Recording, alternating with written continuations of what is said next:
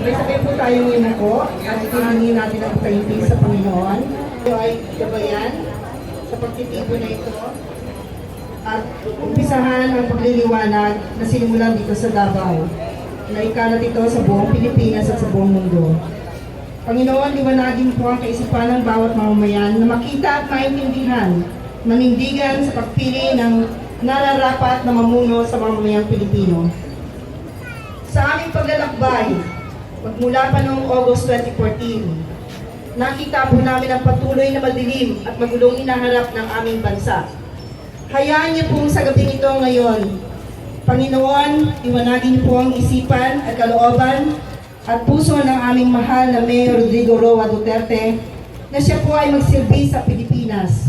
Bigyan niyo po siya ng liwanag, lakas ng katawan, pag-iisip. Pledge of support. Ay, sabihin niyo po yung pangalan niyo. Yung inyong address.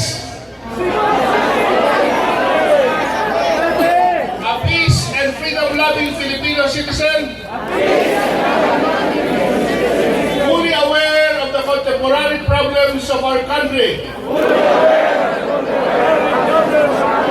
Strongly believe that true and genuine change must be effected in order to address our problems.